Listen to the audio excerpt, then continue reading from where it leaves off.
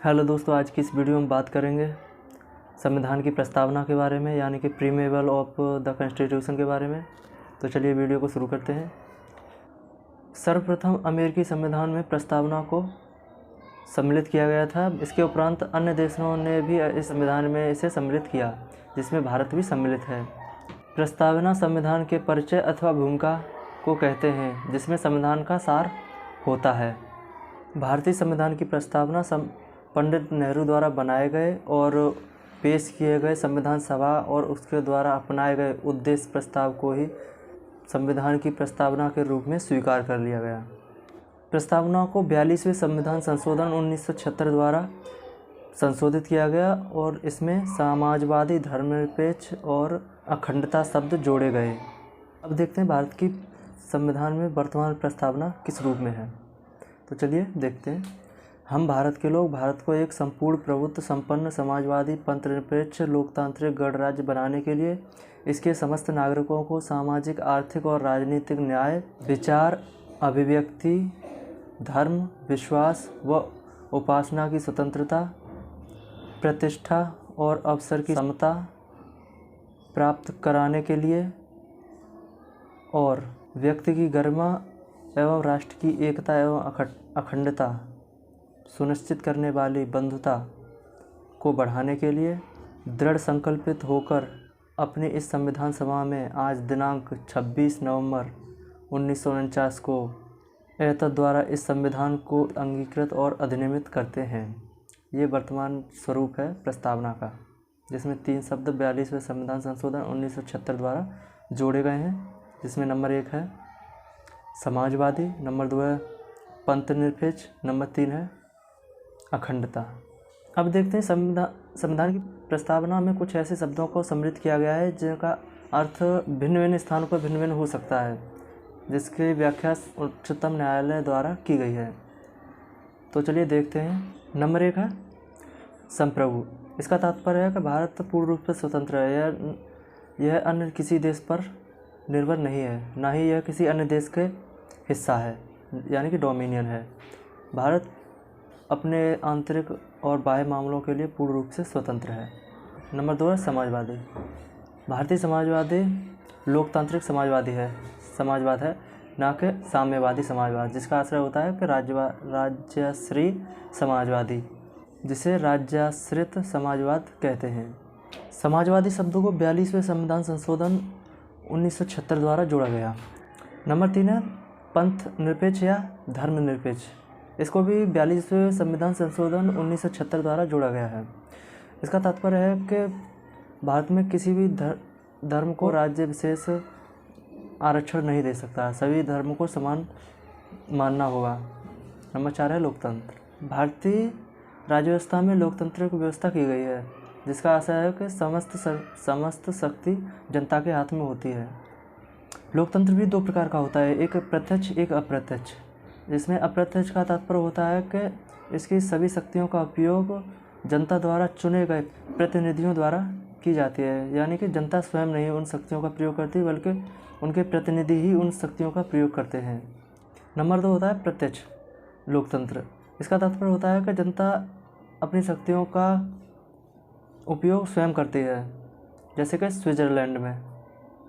Number 5 है गणतंत्र, यानी कि रिपब्लिक का तात्पर्य होता है एक लोकतांत्रिक राज्य व्यवस्था में राजशाही और एक गणतंत्र होता है, जिसमें राजशाही का तात्पर्य होता है कि इसका शासन राजा या रानी द्वारा किया जाएगा तथा अर्थात जब उनका अगली संतान आएगी वही इसका राजभार कार्य संभालेगा। जबकि गणतंत्र में होता है कि जब प्रतिनिधि इसमें जो राजा बनता है, जैसे कि हमारे यहाँ राष्ट्रपति हैं, तो वह भारतीय संविधान के अनुसार अप्रत्यक्ष रूप से चुने जाते हैं और एक निश्चित समय के लिए कार्यभार संभालते हैं। उसके बाद वह पुनः चुने जा सकते हैं। अब देखते हैं नंबर 6 न्याय। प्रस्तावना में 3 प्रकार के न्याय की बात कही गई है, सामाजिक, आर्थिक और राजनीतिक न्याय। इसमें देखते हैं सामाजिक न्याय। इसका तात्पर्य है कि किसी भी व्यक्ति के साथ रंग, भेद, लिंग, जाति, धर्म आदि के आधार पर कोई भी भेदभाव नहीं किया जाएगा। जैसे कि कोई काला है या लड़की है या लड़का है, काला है, बुरा है आदि के साथ भेदभाव नहीं किया जाएगा। अब देखते हैं इसका नंबर 2 है आर्थिक न्याय। इसका तात्पर्य है किसी व्यक्ति के साथ में उसके अमीरी, गरीबी आदि आर्थिक स्थिति के आधार पर न्याय में कोई भी भेदभाव नहीं किया जाएगा। और इसका अगला है राजनीतिक न्याय। इसका तात्पर्य है कि किसी व्यक्ति को सरकारी दफ्तरों में जाने से किसी भी प्रकार का भेदभाव नहीं किया जाएगा। सभी और सरकार के पास भी जाने का सभी के लिए समान मार्ग होगा, किसी के लिए स्पेशल कोई भी मार्ग नहीं होगा। इसके तात्पर्य है सामाजिक, आर्थिक और राजनीतिक न्याय। सामाजिक, आर्थिक और राजनीतिक न्याय के इन तत्वों को रूस की क्रांति 1917 से लिया गया है। अगला नंबर है 7, स्वतंत्रता। स्वतंत्रता का तात्पर्य है कि किसी व्यक्ति के कार्य में कोई भी बाधा उत्पन्न न होने देना, यानी कि बिना किसी रुकावट के उसके कार्य को प्रगति पर चलने देना स्वतंत्रता है। इसके साथ ही उसके विकास के लिए समान अवसर उपलब्ध कराना भी एक स्वतंत्रता का भाग है। नंबर 8 है समता। इसका तात्पर्य है कि समाज के सभी वर्गों को बिना किसी भेदभाव के समान अवसर उपलब्ध कराना समता कहलाता है। नंबर 9 है बंधुत्व। बंधुत्व का तात्पर्य है, बंधुत्व का अर्थ है भाईचारा। संविधान में एकल नागरिकता के माध्यम से बंधुत्व की भावना को बढ़ाने का उपबंध किया गया है। अब देखते हैं प्रस्तावना का महत्व। प्रस्तावना में उन आधारभूत दर्शन, राजनीतिक, धार्मिक और नैतिक मौलिक मूल्यों का उल्लेख है जो हमारे संविधान के आधार हैं। इसमें संविधान सभा की महान और आदर्श सोच उल्लिखित है। ये तो रही संविधान की प्रस्तावना की महत्व। अब देखते हैं क्या प्रस्तावना संविधान का भाग है या नहीं। बेरुवाड़ी एवं संघ मामला है 1960 का, जिसमें उच्चतम न्यायालय ने प्रस्तावना को भारतीय संविधान का हिस्सा नहीं माना था, जबकि केशवानंद भारती मामला 1973 में उच्चतम न्यायालय ने प्रस्तावना को भारतीय संविधान का हिस्सा माना है।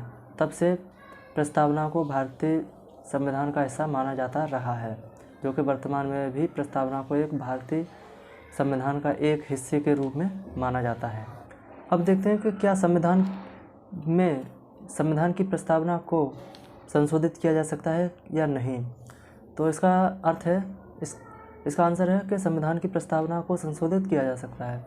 उच्चतम न्यायालय ने व्यवस्था की है कि संविधान की प्रस्तावना को संशोधित किया जा सकता है, लेकिन यह संशोधन संविधान के मूल ढांचे को प्रभावित न किए बगैर ही संशोधित किया जा सकता है। यह संशोधन अनुच्छेद 368 के तहत नहीं माना जाएगा। तो अब देखते हैं इसमें कितने बार प्रस्तावना में संशोधन हुआ है। तो प्रस्तावना में अब तक सिर्फ एक बार संशोधन हुआ है। 42वें संविधान संशोधन 1976 द्वारा ही संशोधन किया गया है, जिसमें 3 शब्द समाजवादी, पंथनिरपेक्ष या धर्मनिरपेक्ष और अखंडता 3 शब्दों को जोड़ा गया।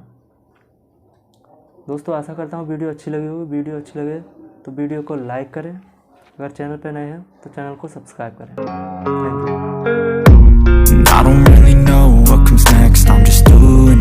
यू।